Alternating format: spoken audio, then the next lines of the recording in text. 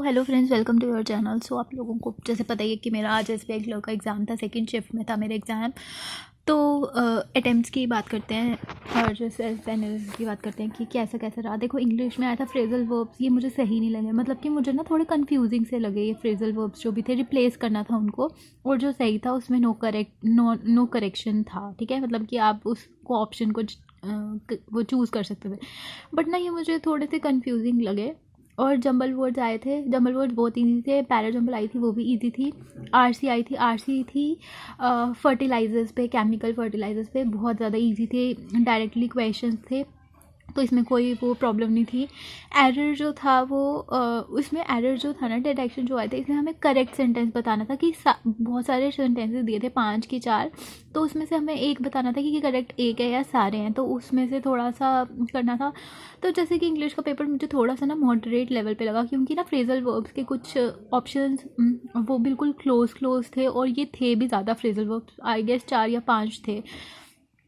तो मैंने ना इसमें इंग्लिश में मेरे अटैम्प्ट जो रहे हैं वो रहे हैं 28। तो क्वेश्चन में मुझे डाउट था, तो वो मैं अटैम्प्ट नहीं करके आई। तो मैंने सोचा क्यों एज ए नेगेटिव लगवाना ना, वैसे भी एक मार्क्स की कीमत अब मुझे पता चल गया कि क्या होती है।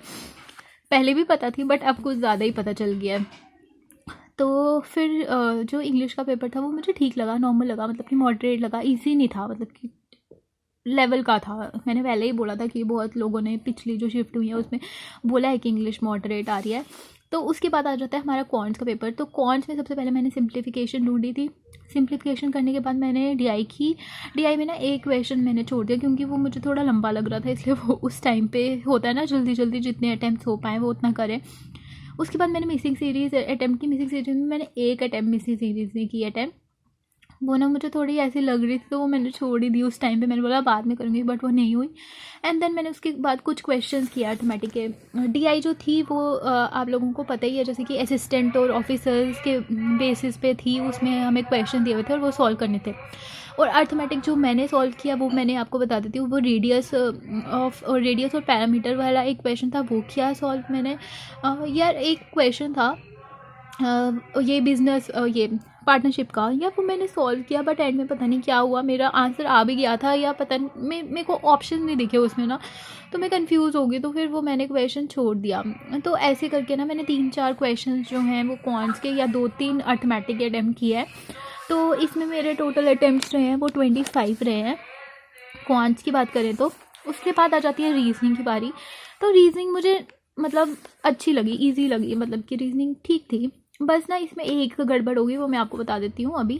पहले मैं बता देती हूँ, पैरेलल रोज वाली एक पजल आई थी, बहुत ईजी थी। सर्कुलर पजल आई थी, बहुत ईजी थी। स्टैक वाली पजल आई थी, बहुत ईजी थी।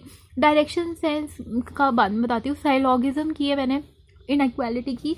उसके बाद ना कुछ मिसलेनियस क्वेश्चन भी थे इसमें, जिसमें से मैंने एक क्वेश्चन छोड़ा है। एक था वो एक तो आया था 1 2 3 4 करके, फॉरवर्ड और बैकवर्ड बताओ कितने नंबर्स आते हैं बीच में, वो वाला क्वेश्चन था। एक था मिसलेनियस में क्वेश्चन था। और ना यार डायरेक्शन सेंस में पता नहीं क्या हुआ, मैंने डायरेक्शन सेंस बहुत अच्छे से बना लिया, एंड में ना 2 क्वेश्चन इसके नहीं बने, और जिसमें हमें डिस्टेंस बताना था ना, पता नहीं क्यों वो गलत आ रहे थे। मैंने 2 बार चेक किया, उसमें टाइम जा रहा था, फिर मैंने उसको छोड़ दिया। मैंने बोला 2 क्वेश्चन छोड़ो, मेरे 2 पजल रहते थे अभी, एक पैरेलल वाला, एक सर्कुलर वाला। तो फिर मैंने उसको पहले मैंने ये अटैम्प्ट किया, उसके बाद मैंने बोला देखती हूँ, बट ये नहीं हुआ मुझसे, तो मैंने 3 क्वेश्चन इसमें से छोड़ दिए हैं। तो मेरे टोटल रीजनिंग में अटैम्प्ट रहे हैं 32, क्योंकि वो 2 तो बने ही नहीं डायरेक्शन सेंस के उस टाइम पे। और एक जो है वो था मीनिंगफुल वर्ड बताओ कौन सा बन रहा है, तो वो मुझे समझ नहीं आया, तो मैंने बोला कि इसमें गलत तो नहीं कर सकती, तो इसलिए मैंने छोड़ ही दिया वो। तो 32 मेरे अटैम्प्ट्स रहे हैं। तो टोटल मेरे अटैम्प्ट्स जो हैं वो मेरे टोटल अटैम्प्ट्स रहे हैं 85। और मेरी सेकंड शिफ्ट थी। और आप लोग भी बताना कि आपके कितने कितने अटैम्प्ट्स रहे हैं, जम्मू से भी, और जो लोग बाहर से भी हैं वो भी बताना कि आपके स्टेट में, जिस भी स्टेट से हो आप, आपके कितने कितने अटैम्प्ट्स रहे हैं। और हाँ, एक और बात, पैरा जंबल की सीक्वेंस ना मैंने अभी शॉर्ट्स डाली थी, उसमें मैंने बताई हुई है सीक्वेंस, आप जाके चेक कर सकते हो आपकी वही सीक्वेंस आई है पैरा जंबल की या नहीं। सो इस वीडियो को यहीं तक रखते हैं। सो आप कमेंट सेक्शन में बताना कि आपके कितने कितने अटैम्प्ट्स हुए हैं, और अब जो रिज़ल्ट आएगा वो देखते हैं कट ऑफ कितना जाता है या क्या गलत एक्यूरेसी कितनी रही है, वो तो बात की बात है। तो थैंक यू फॉर वॉचिंग।